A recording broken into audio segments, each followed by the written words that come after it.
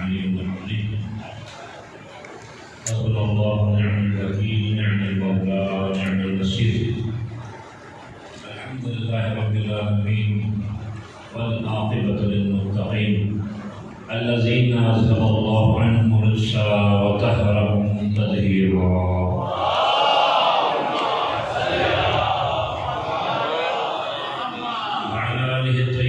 الطاهرين المعصومين واللعنة الدائمة على أعدائهم أجمعين إلى يوم الدين.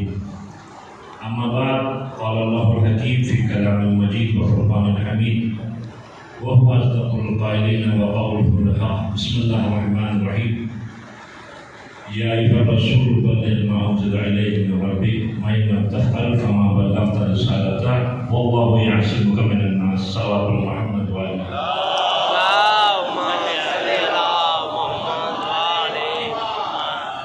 سب سے پہلے زمانے کے امام کی بارگاہ میں، اس کے بعد آپ تمام حاضرین کی خدمت میں تاج پوشی مولا جناب امیر علیہ السلام کی مناسبت سے ہدیہ تبریک پیش کرتا ہوں. میں نے خطبہ بھی مختصر کیا ہے اور اس لیے تاکہ میں جو ہے زیادہ ٹائم آپ لوگوں سے نہیں لوں، بس قصید دفعوں کی فہرست میں اپنا نام شامل کرنے کے لیے حاضر ہوا ہوں اور منتظمین کے حق میں بھی دعا گوں. پروردگار متعال ان سمے آپ تمام کا قدم قدم آنا حسنات النبی میں شمار ہو اور روز محشر جو ہے یہ ہمارے اور آپ کی شفاعت کا ذریعہ قرار پائے. صلوات محمد.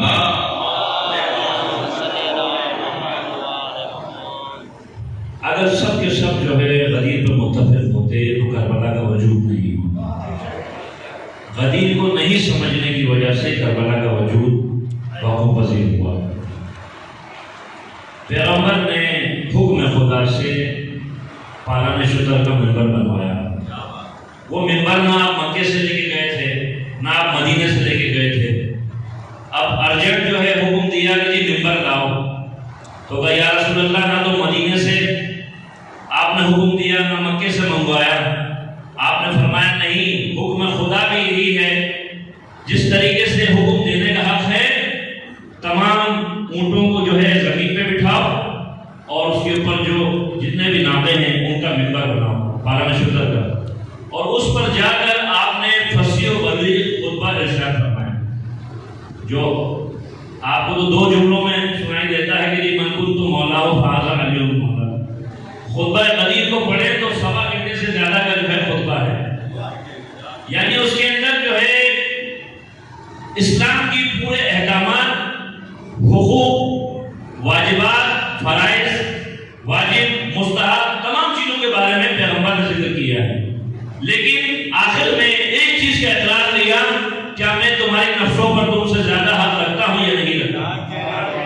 سب نے کہا بلا یا رسول اللہ، آپ ہماری نفسوں پر ہم سے زیادہ حق رکھتے ہیں. آپ نے فرمایا من کنت مولا فہذا علی المولا. قبولیت کی گھڑی تھی. اس وقت رحمت مانگنے والے کو رحمت ملتی، غضب مانگنے والوں کو غضب ملتا. تو خالد بن نعمان نے پھر اپنا گھوڑا آگے بڑھا کر کہتا ہے اے محمد، آپ نے فرمایا نماز پڑھو، ہم نے نماز پڑھی. آپ نے کہا روزہ رکھو، ہم نے روزہ رکھا. آپ نے کہا جہاد کرو، ہم نے جہاد کیا. آپ کیا غضب کر رہے ہیں؟ اپنے چچیرا بھائی علی کو ہم پہ مسلط کر رہے ہیں. پیغمبر نے فرمایا تو جانتا ہے میں جو بھی کہتا ہوں حکم خدا سے کہتا ہوں، اپنی مرضی سے نہیں کہتا، اور یہ حکم بھی مجھے خدا نے دیا ہے. تو کہتا ہے کہ پروردگار اگر تیرا نبی اپنے دعوے میں سچا ہے مجھ پر عذاب نازل کر. آسمان سے ایک پتھر آیا اور قرآن کی آیت گواہ ہو گئی. سال سائل بعذاب الواقع، سائل نے خود اپنے واسطے عذاب طلب کیا. اچھا، جتنی بھی غزوات میں مولا علی علیہ السلام نے کسی بھی کافر کو واسطے جہنم کیا تھا، وہ مولا علی کا ذاتی دشمن نہیں تھا، خدا کا دشمن تھا. لیکن غدیر کے میدان میں جو واسطہ جہنم ہوا پہلا منکر ولایت علی بن ابی طالب. تو خدا بتانا چاہتا ہے یا علی میرے دشمن کو تو نے مارا ہے، قیامت تک تیرے دشمن کو میں ماروں گا. تو آج کرنے کا مقصد یہ ہے گا یہ غدیر کس چیز کا پیغام ہے. غدیر جو ہے ائمہ اہل بیت کی ولایت کا پیغام ہے. ولایت علی بن ابی طالب یعنی خدا تعالیٰ کا قلعہ ہے کہ جو اس قلعے کے اندر داخل ہو گیا امین من عذاب، اس نے نجات پائی. سب سے بڑی جو چیز ہے آج دشمن جو ہے کیوں کامیاب ہے، ہم جو ہے چھوٹی چھوٹی ٹولیوں میں بٹے ہوئے ہیں۔ جب آپ جو ہے چھوٹی چھوٹی ٹولیوں میں بٹیں گے تو دشمن کامیاب ہو جائے گا، اس کا مقصد پورا ہو جائے گا۔ تو یہ بزم عزا یا بزم ولا اس بات کا متقاضی ہے کہ ہمیں اپنے ظاہری اختلافات کو پس پش ڈال کر اپنے فرائض کی جانب جو ہے ہماری نظر ہونی چاہیے۔ ایک گھر میں دو بھائی رہتے ہیں، ان کے بھی مزاج میں فرق ہے، اس کا مطلب یہ تو نہیں کہ بھائی بھائی سے جدا ہو گئے، تو لیکن مسئلہ یہ ہے گا یہ کس چیز کا پیغام دے رہا ہے؟ غدیر۔ اگر آج کے دن ایک صیغہ پڑھا جاتی ہے، صیغہ اخوت، صیغہ اخوت، اگر مختصر سا صیغہ ہے، قبلہ مولانا ذاکر حسین صاحب بھی تشریف فرما ہے اور دیگر احباب بھی، ان کی موجودگی کا فائدہ اٹھاتے ہوئے عرض کروں، پیغمبر نے اپنی تمام صحابہ کو جو انصار اور مہاجر کو بھائی بنایا، ایک مومن دوسرے مومن کے ہاتھ پر ہاتھ رکھ کے عہد کرے، تمام حقوق معاف ہے، دو حقوق کی جانب اشارہ ہے۔ ایک حق کیا ہے کہ اگر تم دعا کرو گے مجھے فراموش نہیں کرو گے، دوسرا حق کیا ہے کہ اگر تم جنت میں جاؤ گے تو میرے بغیر نہیں جاؤ گے۔ تو یہ گھاٹے کا سودا نہیں ہے۔ ایک مومن دوسرے مومن کے ہاتھ میں رکھے ہاتھ اور کہے کہ اگر میں دعا کروں تو میں تجھے فراموش نہیں کروں، اور اگر میں جنت میں گیا تو میں تیرے بغیر نہیں جاؤں گا، اور تو جنت میں گیا تو میرے بغیر نہیں جائے گا۔ تو یقیناً جو ہے یہ غدیر کا پیغام ہے۔ تو آج کرنے کا مقصد یہ ہے، یقین جانیے جس دن ہم لوگ اپنی ذمہ داریوں کو ادا کرنے کے اہل ہو جائیں، اس دن زمانے کا امام بھی ہم سے خوش و راضی ہو جائے گا۔ بس میں ادا یا بلا میں آنا کا کمال نہیں ہے، یہاں سے اپنے دامن کو پر کر کے جانا کمال ہے۔ غیر آ رہے ہیں، دامن بھر کے جا رہے ہیں، تم اپنے ہو کر خالی دامن جا رہے ہو، تو کمی ہمارے اندر ہے، ان ہستیوں کے اندر نہیں ہے۔ تو میں دعا کو خداوند متعال ہمیں اتنی توفیق دے، پروردگار عالم بحق جناب امیر المومنین کا مخلص شیعہ بننے کی توفیق عطا فرمائے۔ پروردگار ہمیں اپنی ذمہ داری کو سمجھتے ہوئے اپنے فرائض کو ادا کرنے کی توفیق عطا فرمائے۔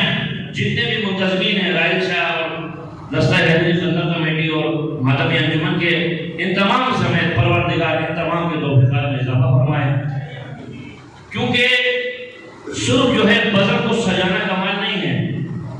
اچھا ہوتا یہ کہ میں کو پڑھنے کے لیے بلایا تو میں تو اپنا جو بھی پڑھنا پڑھانا تھا پڑھا، اس کے بعد میں اپنے آبا بابا سمیٹ ہی گھر چلا گیا، یہ کوئی کمال نہیں ہے۔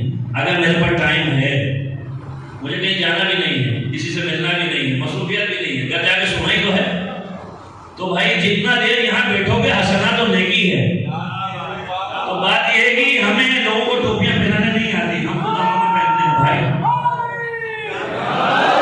تو کہنے کا مقصد ہے کہ روز محشر یہ جگہ گواہ رہے گی کہ اس جگہ پر اہل بیت کے ماننے والے، امیر المومنین کے ماننے والے آئے، اور یہاں پر آ کر انہوں نے، ٹھیک ہے ہم غدیر میں نہیں تھے، کم سے کم اس بزم میں آ کر ہم اس بات کا اقرار کرتے ہیں ہم کل بھی مولا کے تھے، ہم آج بھی مولا کے ہیں، ہم آئندہ بھی مولا کے رہیں گے۔ اگر یہ لے کر آپ اٹھیں گے تو آپ کا قدم قدم آنا حسنات و نیکی، اور انشاءاللہ روز محشر جوار امیر المومنین و ائمہ اہل بیت علیہم السلام ہمیں نصیب ہوگا۔ امام زمانہ آپ سب سے راضی ہوں، جناب سیدہ آپ سب سے راضی ہوں، آپ سب کا یہاں آنا قبول و منظور ہو، اور یہ جشن اس بات کا متقاضی ہے کہ جو لوگ کل تک ہمارے ساتھ تھے آج اس دنیا میں نہیں ہیں، ہمیں ان کو بھی یاد رکھنا۔ کتنے ایسے لوگ ہیں جو دنیا میں تھے آج ہمارے میں نہیں ہیں، کل ہم نے بھی اس منزل پہ جانا ہے۔ یہ غدیر اس بات کا متقاضی ہے، مرنے والا قیدی کی طرح ہے۔ آپ کبھی زندان میں کسی سے ملنے گئے؟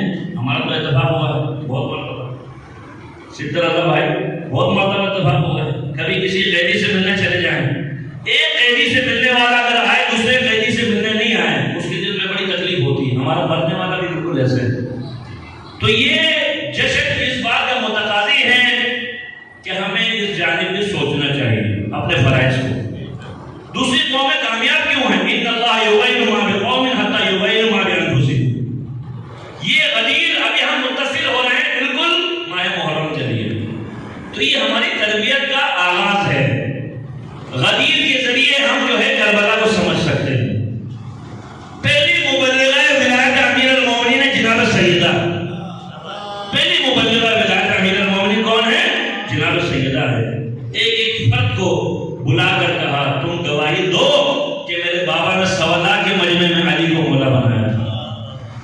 کہا بیوی میں تو پہاڑی کے پیچھے چھپا ہوا تھا، کسی نے کہا میں جھاڑی کے پیچھے چھپا ہوا تھا. کسی کہنے والے نے کہا کہ ہمیں غدیر سمجھ میں نہیں آتا، تو میں نے اس کو جواب دیا تمہیں غدیر اس لیے سمجھ میں نہیں آتا تم داڑھی کے پیچھے دین کو ڈھونڈتے ہو، جبکہ دین کے اندر داڑھی ہے. جس دن تم اس بات کو سمجھ لو گے. اچھا مزے کی بات، آپ تاریخ کو کبھی پڑھیں تو تاریخ میں جملہ آپ کو ملے گا کہ جی حضرت ابو طالب علیہ السلام وقت آخر تھا، پیغمبر نے کان میں کہا کہ چچا کلمہ پڑھ لیجیے. تاریخ کے مورخ کو پیغمبر کا ابو طالب کے کان میں یہ جملہ بولنا تو سنائی دیا، مگر 1.25 لاکھ کے مجمع منقول تو بولنا سنائی نہیں دیا.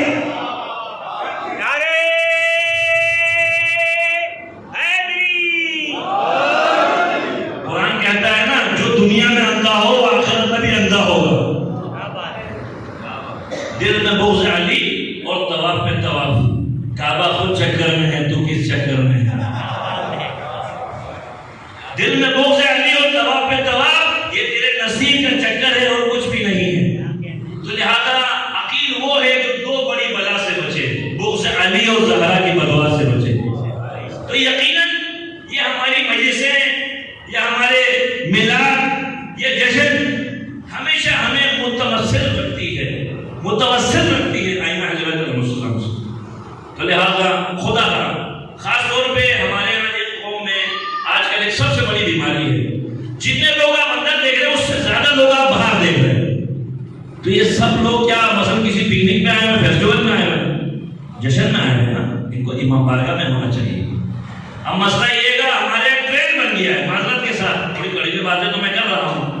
مسئلہ یہ گا کڑوی باتیں کبھی بھی جو ہے نا نقصان دہ نہیں ہیں، مگر بہرحال زمین کو بیدار کرنے کے لیے کبھی کبھی کڑوی باتیں بھی ضروری ہیں. تو کہنے کا مقصد یہ ہے گا کہ ماہ محرم میں بھی آپ دیکھیے گا، آپ جتنا بھی بڑا خطیب بلا لیں یہ قوم کبھی بھی اندر نہیں آئے گی. یہ کب آئے گی بھائی؟ اس وقت آئے گی جب سینہ نہیں کر رہے ہوں گے. تو یہ ہمارا علمیہ ہے. میں آپ کو مثال دوں، ایران کے اندر 4 گھنٹے کی مجلس ہوتی ہے اور باپ اپنے بیٹے کو لے کے آیا. مجال ہے کہ جب باپ ابھی یہاں اٹھا نہیں، بچہ بھی اٹھ کے نہیں جائے گا. آپ اپنے بچے کو گھر سے اٹھا کے لائیں، وہ آدھا گھنٹہ بھی مشکل سے آپ کے پاس بیٹھے گا. تو یہ سب کیا ہے؟ ہم نے ایسا کلچر بنا دیا ہے. اس کلچر کو بدلنے کی ضرورت ہے. اور یہ سب تربیت ہمارے پاس بہترین ڈسپلن نہیں ہے. مجلس سے آتا ایسا ڈسپلن کسی قوم کو نصیب نہیں ہے، ایسا پلیٹ فارم کسی بھی ملت کو نصیب نہیں ہے جو ہمارے پاس ہے. تو لہٰذا